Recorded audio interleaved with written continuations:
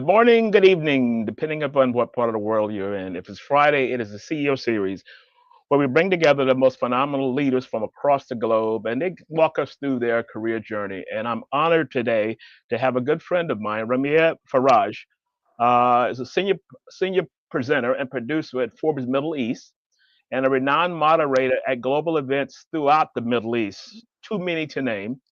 She has had led influential conversations with world leaders and shaped business journalism in the region. Background in broadcasting and diplomacy, she brings deep insights into leadership, media influence, and storytelling. And with that, how are you? Hi, Ron. It's so nice to be here. Thank you so much for having me and for that very generous introduction. I appreciate it. Thank you so much. The show is about people's journey, starting from here to here. Walk us through your career journey, spans global media platforms from CNBC to Dubai One TV, Forbes Middle East. Walk us through that. How did that all start? Sure. Okay. Well, I'm not sure if you know this, but I've been in Dubai since 2001. So I'm a veteran. I've been here more than half my life now. Okay. And I was born and raised in Canada, in the prairies, in the coldest city in the world with a population over 500,000. It's called Winnipeg, Manitoba. And I used to go in the summertime once in a while to Lebanon because I'm ethnically Lebanese and we would travel there.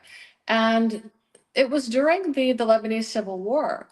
I was a child, but I could hear the fighting. And I would say to my parents, what's going on? Is it dangerous? They'd say, no, the war is very far.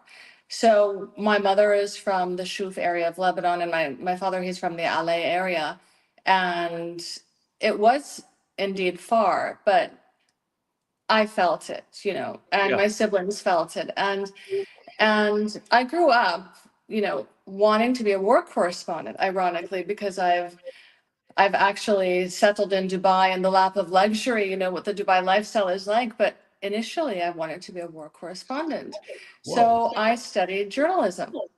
And as part of my program, I studied journalism, advertising, and PR. And in my second year, I specialized just in journalism, TV, radio, and print. And I just loved TV. It's very exciting to be on a live broadcast, uh, as you know very well. Every Friday night, you are live, aren't you, Ron? So I graduated college and my mom said, I'll give you a ticket to go somewhere on holiday. Your aunt lives in Dubai. Why don't you go there? So I came here and I loved it. And at that time, there were only three buildings in Dubai Media City. It Yeah. was the CNN building, Al Arabiya, and Reuters. And there were three buildings in Dubai Internet City as well. Now, hundreds. So I called all of their news outlets and I introduced myself to the receptionist as a Canadian journalist. I didn't say I'm a fresh grad, I'm in my early 20s and I have no credentials. And they were so gracious. They all met with me. All of those news editors met with me, Really? one of whom was Zafar Siddiqui from CNBC. And Zafar gave me my first reporting job. And I started at CNBC as a reporter on a program called Middle East This Week. Eventually, it became renamed to Business Arabia. And within a year, I was actually generating all the reports for that show, presenting that show, and producing that show. Wow. So it was an incredible opportunity and one that none of my peers in my journalism program got to take advantage of. Staying Mm. in Canada, it's a very saturated market, very competitive. Over here, there were very few English speaking trained journalists. So it really got my foot in the door, just having that credential. And then one day I was sitting at my desk at CNBC, about 5 years had passed, and I got a phone call saying Dubai TV are launching an English news bulletin and they would like to meet with you regarding that bulletin. So I met with them and I found the idea of working for the Dubai government very exciting. It was a live nightly news bulletin, whereas at CNBC it was a weekly magazine program. I would do live hits for a show called Worldwide Exchange, which aired simultaneously in the US, Asia, and Europe. But my main job was Business Arabia. So I like the idea of doing live news every night. And Dubai, as you know, was exploding at that time. And I wanted to be a part of those big announcements. I was there when they announced all of the freehold developments, the first freehold developments. I was there. Pardon me, that was at CNBC, but Dubai TV, I was there when they announced Burj Khalifa, when they announced that the Oh, Palm was finished, when they announced, so it was so exciting. And I took that job presenting and producing the English News Bulletin. So I was essentially the English news editor for the mm, government of Dubai's official English language news bulletin for 15 years, and also a presenter. And I'm so grateful that I had that opportunity. Those were very rewarding years for me. wow. And then I'm answering all your questions in the first answer, Ron. That's And okay. then I moved on to Forbes Middle East. That was about 3.5 years ago. So one of my colleagues at CNBC, her name is Khalid Al-Amian. She's the CEO and editor-in-chief of Forbes Middle East. She was a producer, an Arabic producer at CNBC, and I was an English producer and presenter. And we knew each other from those days. And she reached out to me and she said, Forbes is launching online news content. We need a producer and a presenter. Are you interested? And I remembered my days at CNBC so fondly after, I spent 5 years at CNBC, and it was a really rewarding time for me as well. And I felt like it would be exciting to work for the private sector once again, especially in business news, which was my roots. Yeah. So I obliged. I went to Forbes, and the rest is history. Wow. You know what I find amazing about that? Just to take off um, from your conversation, you called those three networks on your own and kind of pitch yourself, which I find Actually, amazing. no, no, no. No, Dubai TV reached out to me. So I only pitched myself for my first job. the first Yeah, job. my first job, yeah. That's when I reached out to all of those news editors at Dubai Media City, and they all very graciously met with me. And I got the job at CNBC by doing Mm, that. mm. But I was at my desk at CNBC, and I was actually headhunted, for the job at Dubai TV. And then after 15 years of working at Dubai TV, Khalud contacted me and said, "Do you want to come over to Forbes?" So I'm so fortunate. I've only actually had to apply for one job in my life, and that's when I was a fresh grad.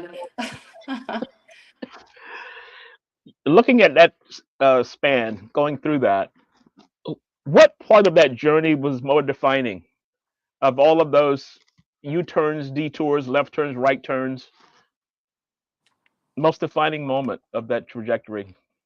Yeah, I mean, it's really hard to choose a defining moment. I had so many opportunities and several defining moments, and I continue to benefit from those now. I would say when I was at CNBC, because I was working in this silo, I was the English presenter, producer, reporter. I was the English team. I was doing it essentially on my own. I was presented with so many opportunities to interview really remarkable people and on issues that were so topical at the time. So, for example, when the Taliban were rampant in Pakistan, I was invited to do a live 1.5 hour interview with Pervez Musharraf, who was president at that time, Wow. live from his palace in Islamabad with 100 of his friends in the audience. That was something that I will never forget, as an experience. I would tell you behind the scenes the details of that, Ron. It's not really appropriate for this platform, but it was something that's just not easily replicated. Hmm. And then also, I mean, I was sent to Qatar to attend one of the UN meetings that were being held there at the time. And you had Kofi Annan and Mohammed Khatami, the president of Iran, in a closed door meeting. And I waited outside that door for about 2 hours. I was so ambitious back then. I don't know if I have that drive anymore, but waited outside for 2 hours. And they walked out together, and Kofi Annan handed him to me and said, "Take care of him. He's a wonderful man." And then Mohammed Khatami sat down with me and discussed America's war in Iraq and told me that the Americans think that they are going to capitalize on this region, but in return, all they are receiving are the corpses of American youth. So these moments were really moving for me. They were unforgettable. Is there one defining moment? No way. I could not Mm, choose. yeah, Yeah. yeah. You know, one of our guests, one of our frequent listeners, John Self, just he says, I credit being a reporter and investigative journalist from my successful career in executive search, recruiting CEOs and other C-suite leaders. So you look at what you've gone through and you carry that forward, the learnings from that. So if you look back on your career, who was very influential? You mentioned your mother. Your mother said, okay, you're going to take a trip. I'll send you on one trip. Well, it's interesting that you mentioned my mother because I wouldn't think that she was very influential in terms of my career trajectory, but she did kind of, tell me, Yella, go do something fun. You've worked really hard. And in the end, it ended up working out in my favor. Mm, Um, as I said, usually I have been producing and presenting on my own in kind of like a silo. Even the English news at Dubai TV, I was working in a predominantly Arab newsroom. And my team, we're the English team, and we're a small team, and I was the news editor. So I didn't really have someone to look up to, somebody for guidance. And I relied on myself for that. mm, And at Forbes, I write, I produce, and I present the Daily Brief, which is my twice daily online program that I deliver at Forbes. I do that on my own. I don't consult anyone in terms of story ideas or the way in which it should be written. Or I do have a lot of guidance when it comes to other issues, but when it comes to daily news production, I've always just had to rely on myself. And that's disappointing for me. I would have loved to have been working with somebody who was very senior in the English department to give me guidance and to learn from. But I feel as though throughout these years, I've largely had to rely on myself. yeah. Pull it up by, I think the phrase in the U.S., pull it up by the bootstraps, kind of Yeah. approach. Yeah, because you didn't have that. But when you look back at it in education, you go to school for 4 years, whatever it is, and you're coming out starting. I think if I listened and heard from you correctly, you took what you learned from school and you just went out full blast and moved with it. Not a lot of mentors or as you spoke through that, but you were able to build it up beyond that. Because I'm just amazed by, you get out of school and you try to find a job. I'm going to pick the top three organizations inside of Dubai, and I'm just going to cold call. Cold call is serious. That you're able to make a call and you're able to navigate through that, the no's, the yeses, or whatever it is. So I find that amazing. They don't teach that in school, right? I'm sure that they do, but also it was a different time. 2001, it was really a different time. Dubai was a smaller community, and the community of journalists all knew each other. And when you had a foreign journalist, enter your sphere and request to meet with you, of course you would oblige. It's just the way that it was. I'm not sure Mm, if it would work out the same way now if yeah. a fresh grad contacted the head of Al Arabiya or CNN or Reuters. I'm not sure how exactly they would be received, or if the receptionist would even put through the But, call as they so kindly and graciously did for my calls. Yeah. yeah. Okay. Who inspired your values? Where did that come from? Yeah, my values, I mean, I think we all have common values as humans. We're all trying to be good. We're all trying to be fair, honest, ethical, and appreciative of the things that we have and good to others. But when it comes to my deeper values, I would say that definitely my dad made me appreciate hard work and the rewards that come with Hmm, hard work. I watched my dad work almost every day, hmm, his entire life, and he was very successful, but it didn't come easy to him.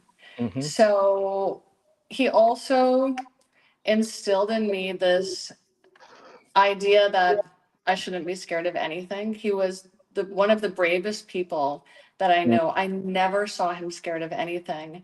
So he kind of equipped me with, an understanding of the importance of working hard and being brave and just fighting for what I think I deserve and fighting for what I want. And then in terms of values from my mom, who you mentioned earlier, my mom is the least judgmental, the least gossipy, the softest, the most loving person that I Yeah. know. She's just, she's just a wonderful person. And I hope that I've taken the values of both of them. So Mm. kind of the softness and the loving that my mom, gave to me throughout my childhood and until today. And my dad, equipping me with this feeling that nothing can really defeat me if I'm brave enough and if I work hard to achieve my goals. Mm. Mm. I remember working in TV. We were TV and film. This was when I worked for Martha Stewart, and we transitioned into digital.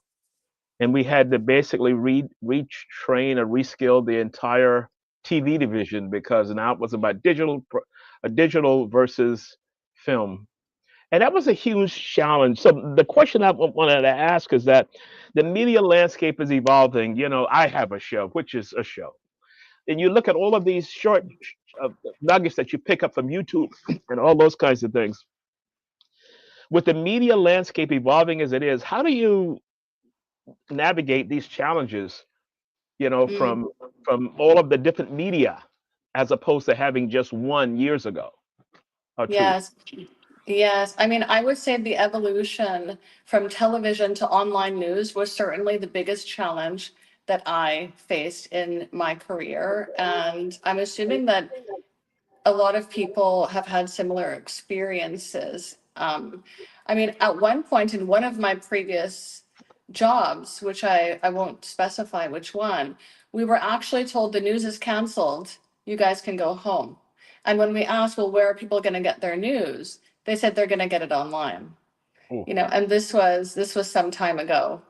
So it was right at the infancy of online news. Mm, And I know that capturing the attention of viewers is very difficult. I yes. mean, viewers have become so used to very quick sound bites, very short news segments, and people are spending so much time scrolling on their socials and getting, the dopamine hit every Yeah. time they see something that's exciting for them.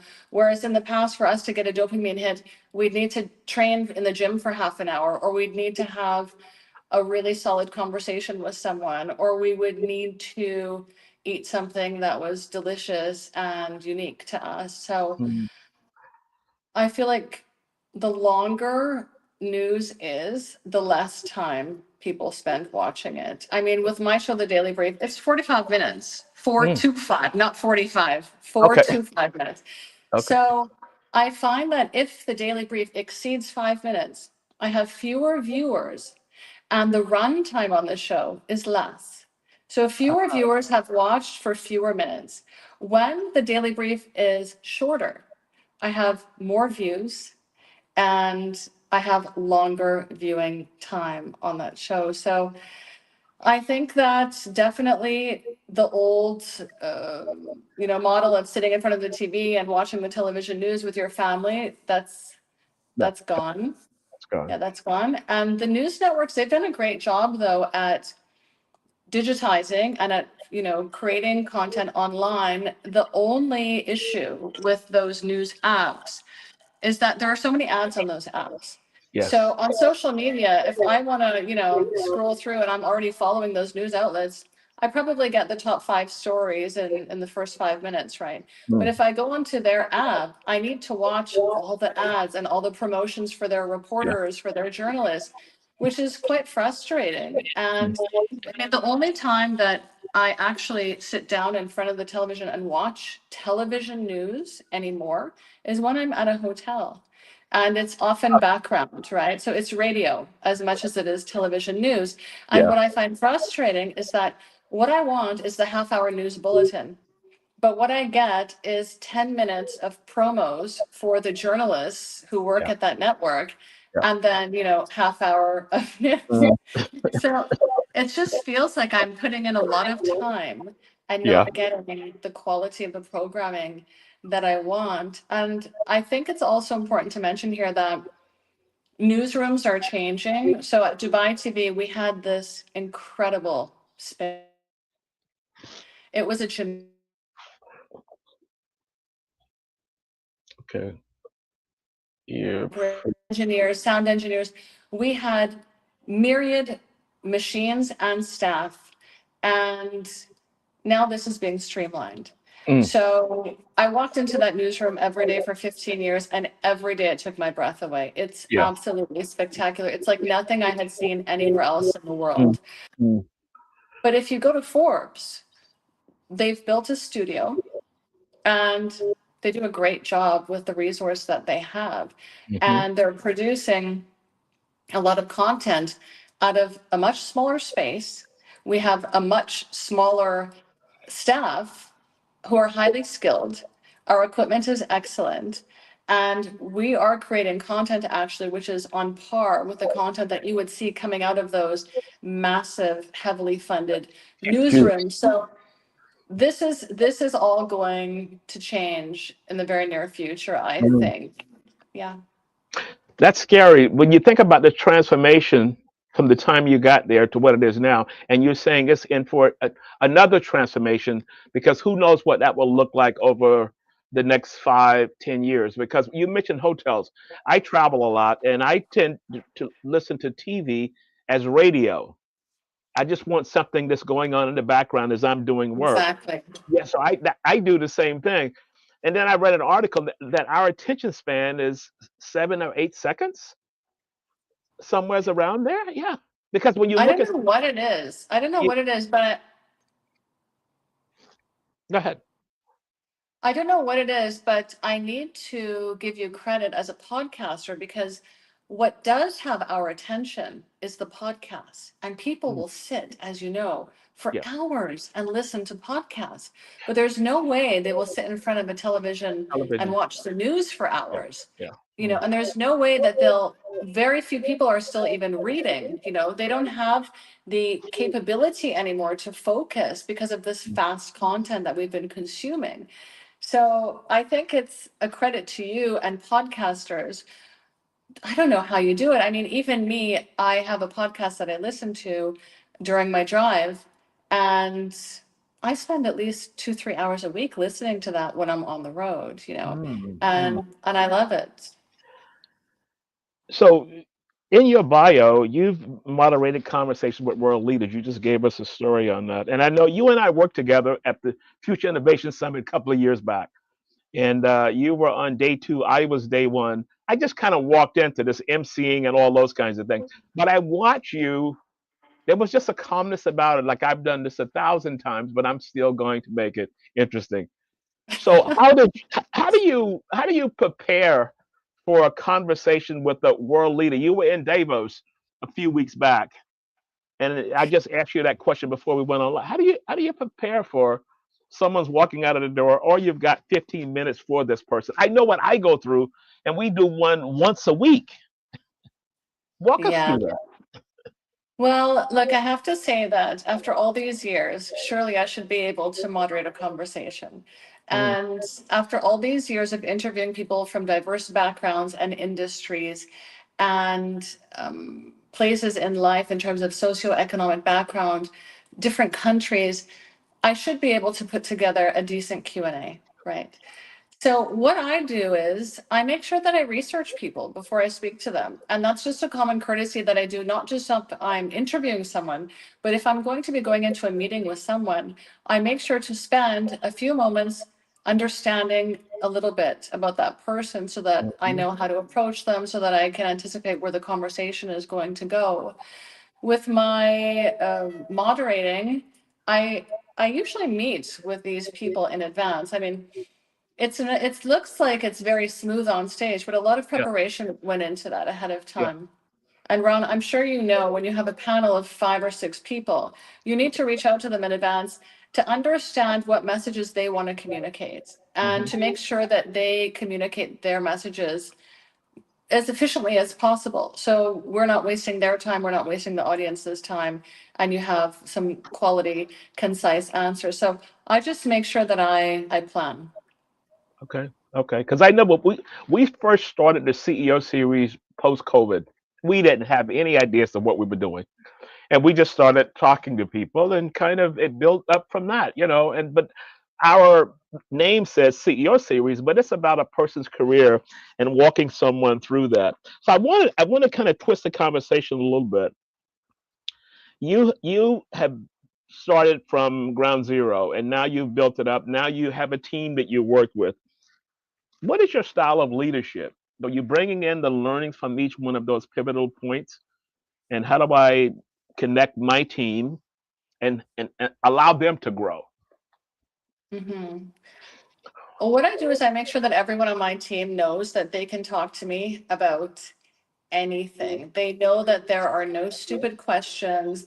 They know that when they need support, I'm the person who's going to offer them that support. And they want to meet my expectations because we have a mutual respect and they want to learn from my experiences. I don't think that you can force leadership on anyone. I think that you need to be really close to your team, also understand their wants and desires in order for them to execute whatever your plan is efficiently. Pretty cool. Sounds good. So your team now is how many people? How many people do you have Well, approximately? it's me, Ron. So Okay. what I do is I wake up and I write this show, the Daily Brief show, and Okay. it is top business news from this region and international news. And then I send that news to the editor, the video editor, and the video editor puts pictures on that news, Okay. and we publish. So it's me Mm, and one other person, okay. and I'll be in studio, I'll present it to camera, and the editor takes care of it. Mm, So the editor and I, we liaise with one another. She asks me what pictures to use, for example. She asks me what's suitable, what's not suitable. We have a conversation about it. But it's essentially just her and I that do yeah. this. Yeah. Collaborative, but it's collaborative because you're talking and you're bouncing things off of each other. So as we walk through your career, and we had a kind of a brief conversation on mentors. And if you had to think of an important piece of advice that you've received over the years, it's still kind of a grounding as an anchor that you received, what would that be? Ugh, I have to say, I've received so much so much terrible advice over the years, Ron. I mean, there are very few pieces of advice that I've received that were actually, I don't take advice. I have to say, I'm probably Okay. really bad at taking advice. Okay. So I'm not the person to ask about advice. But if you would like me to tell you about how I train journalists, I can Okay. tell you about how I train journalists. I mean, rather than giving them advice on how to do their job, I show them how to do their job. Okay. So, as you know, I study journalism, but most journalists in this region, I mean, I wouldn't say most journalists in this region, but many have never studied journalism. So they don't know how to write a story for print, for radio, Ah, for TV. They don't know how to write hard news as compared to a feature story. They don't know how to use graphics, to use video to enhance a story. They don't know that actually your voice is almost as important as your script, and your video is more important than your voice and your script put together. wow. So what I do is I don't give them advice, I actually teach them. So Mm, I teach journalists how to do their job. I teach aspiring journalists how to do the work that I've been doing over all of these years. And if you really want me to give one piece of advice to individuals who are looking to establish themselves in media or in public speaking, I would say study journalism. I mean, in this region, there is a phenomena called the TV presenter, and the TV presenter here is not necessarily a journalist. Whereas in the West, you have to study journalism. You have to be a reporter for years yeah. before you get a weekend slot, Yeah. to present the news. Yeah. And you might be at that weekend slot for years before you get a primetime slot. It takes ages to work Mm, your way up the ladder and become a primetime news presenter. But in this region, you have people coming in, applying for jobs as a presenter or saying, how can I become a presenter? But they have no journalism background. So I would say if you aspire to become a presenter, then study journalism. You know, if you aspire to become a journalist, study journalism. And in terms of moderating, people often also ask me, I mean, how did you get into moderating and how can I become a moderator? I would say there are so many events Yeah. in Dubai and in the broader region that require moderators that don't necessarily have a big budget for moderators, especially charitable events. Yeah. So this is the perfect opportunity to get your foot in the door and do, I'm not saying work for free, but I'm saying gain some experience moderating at these types of events so that you have something to share on a show reel or on your LinkedIn profile or what have you, so that you can secure more lucrative events Yeah. in future. Yeah. My career started as it relates to conferences. I'll go back one step. I started writing. A Mhm. gentleman asked me to start putting something on paper, and I started writing. I wrote a. This was when blogs first came out. I wrote a weekly blog for 4 years, and I call it the deadline. Every Tuesday, I had to have that topic there. Oh, So that great. gave me an opportunity to really sit back and think, and how do you put the thoughts together? The first one took me almost 2 days to put it together. But again, it's a learning process as you go through that. So you talked about people aspiring to be a moderator of a conference, and you gave some great advice. Start at a nonprofit or whatever it is, and you build it up, for that. So that was a great piece of advice. Um, as you are in an industry now and you have a lot of younger people in this space and is trying to figure out their next level of careers and how do they go through all of this, um, how do you encourage them? Because I know sometimes you say, well, it may take years to, if I'm doing this and I want to become a weekend presenter, I may get frustrated. How do you guide them if someone came to you with that? Yeah, I mean, it's exhausting.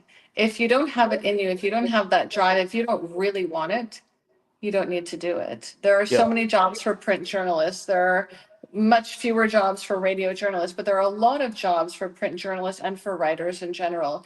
If you don't have the desire and the aspiration to the extent where you're willing to really grind, then you don't need to be a television presenter. I mean, like I was saying about, one of my values, my dad taught me that you have to work really hard, to get great things. And this is something that you do need to work really hard at. I was fortunate, I studied journalism and I was very fortunate because I was just a reporter for probably 1 year before I was posted as the presenter of my own show on CNBC, which is just, That's a yeah, it large doesn't brand. happen. Yeah, it Yeah. doesn't happen. But I mean, I'm an anomaly. This doesn't Yeah. happen very often. So for the younger people coming up, it's going to be a longer grind because media is changing. If you look at U.S. now, shows that were great at one time, they're cutting those. They're letting those presenters leave because everything is changing. Absolutely. Yeah. Yeah, absolutely. But what I think is happening now is that there are so many more opportunities in content creation, in creating your own platforms, such as what you're doing with a CEO series. And the beauty in that is that you don't need to apply for this job. You don't need a senior television executive to tell you that you look or you sound or you're smart enough for this job. It's up to you. You go Mm, out and you do it and you make it happen. mm, And mm. if you're good at it, then you're going to be successful. I want to go to and talk about learning because everything is changing so fast. You held a master's degree in global diplomacy, background in communication journalism. How do you consistently learn? You know, how do you stay ahead of the curve with all the changes that we're going through now? Well, I do learn every day when I write my show. So I am actually writing about the top business news from this region and international business news. I'm learning a lot about companies. I'm learning a lot about the markets. I've actually built a pretty decent portfolio in my 3.5 years at Forbes, which I'm which I'm quite proud of. And,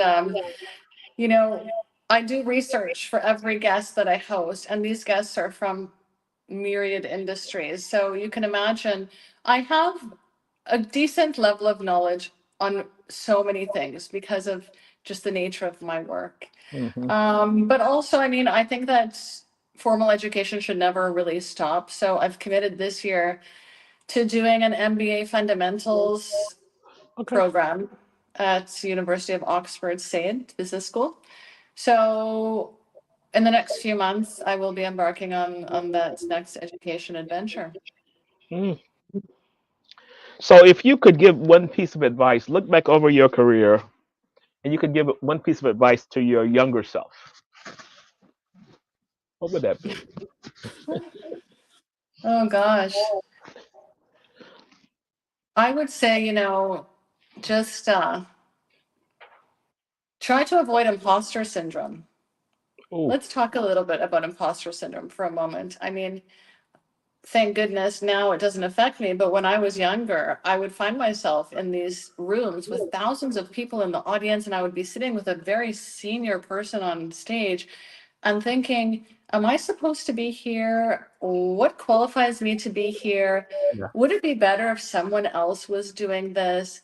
How am I going to start and end this conversation with this person? So this is classic imposter syndrome. And then I would look around and I would say, but the dude who was on stage before me, he's not better educated. He doesn't have more experience, and he seemed like he was very comfortable with what was going on. Why am I worried about this? And I would remind myself of all of the experiences I've been through, how hard I've worked, and it would dissipate. And I think that women are affected by this much Mm. more than Yes. men. And do you think so too, Ron? I think so too. Yeah, because I've had this conversation numerous times with amazing leaders, but there's that question mark that's sitting Mm-hmm. there, sitting there. Yeah. Yeah. It's just a little niggling at the Yeah. back there.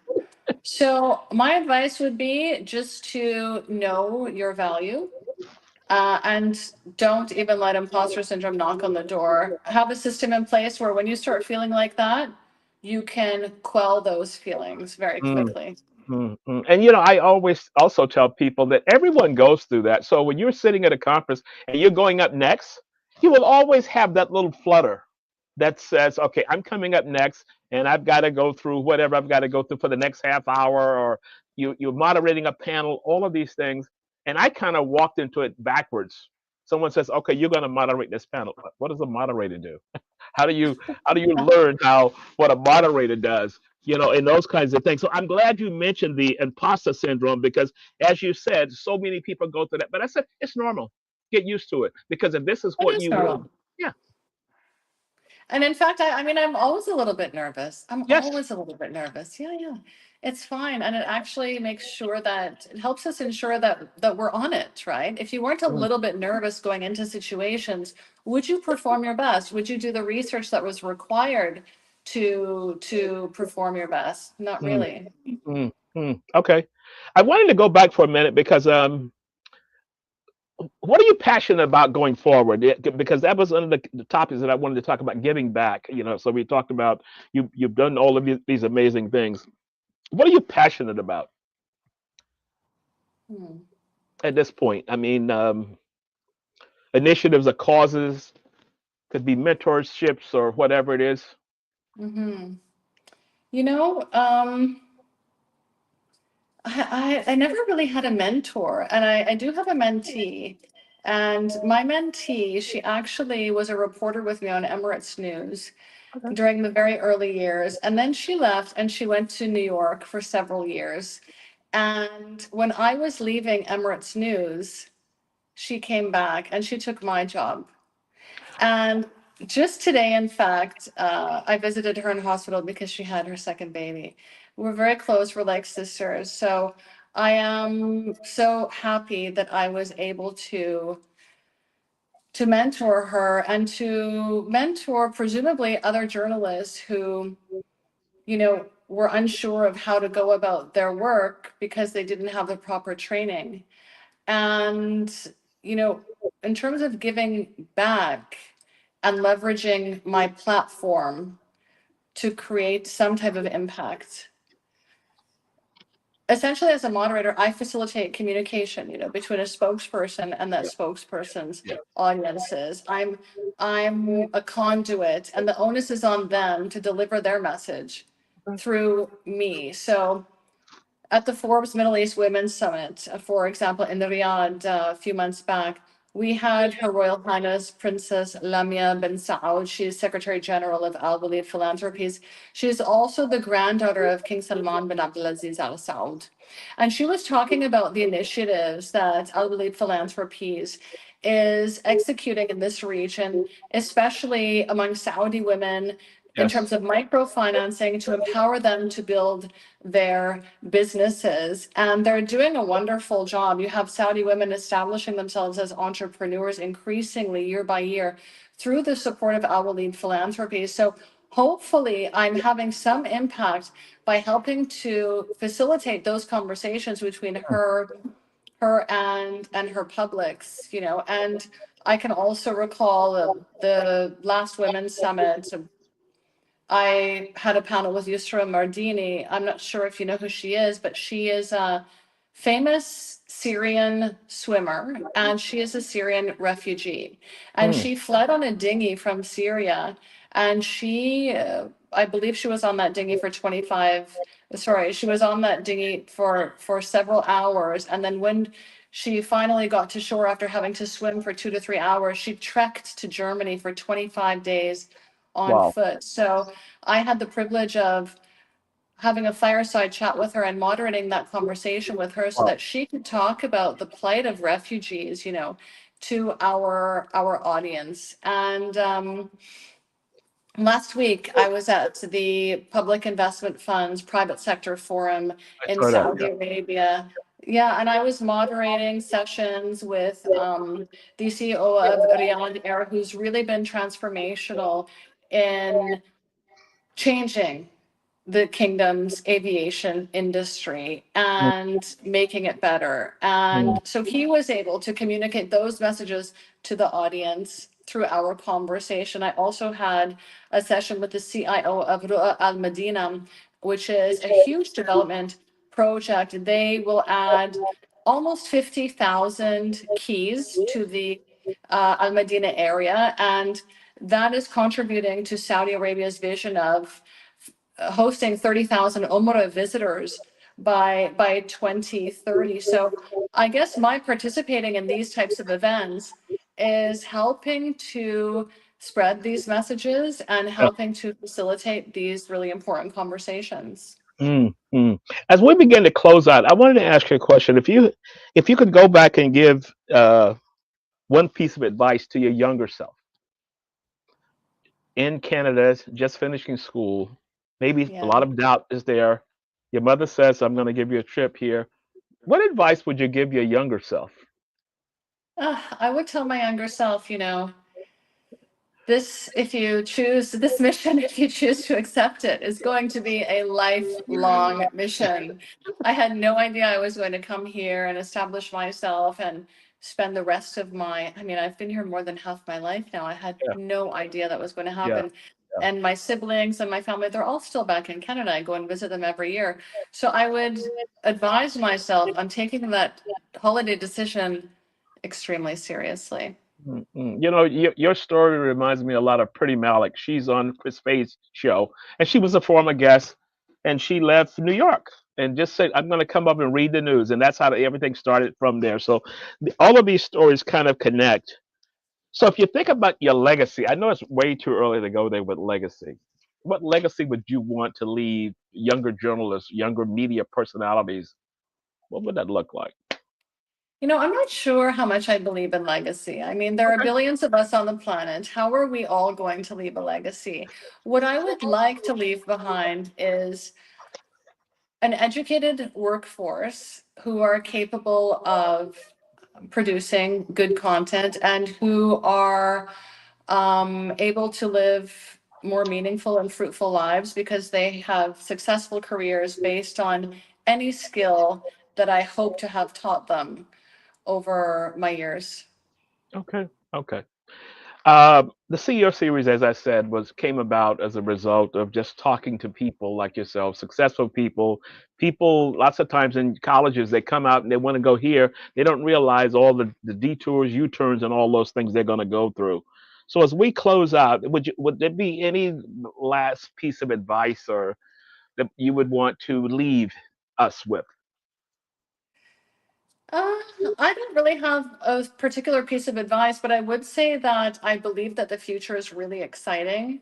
I think that the way that AI is being implemented across Yeah, industries is going to provide a lot of opportunities, and we shouldn't really be fearful of AI. And I'm not sure if you saw, but this week, Microsoft released a chip, a quantum chip, which yeah, basically will facilitate quantum computing in years yeah, rather than in decades. yes. And this is kind of mirroring research also that Intel and another of the big tech companies has undertaken. And it means that once quantum computing is established, it will process information at a million times the pace that it is processed now. Think about the opportunities that this will bring. I can't imagine, what the world will look like in 10 to 15 years, but I'm so excited to be here, and I'm so excited to see the developments that are up and coming and to use those developments to my benefit. And I hope that everyone capitalizes on the technology that's at our fingertips right now.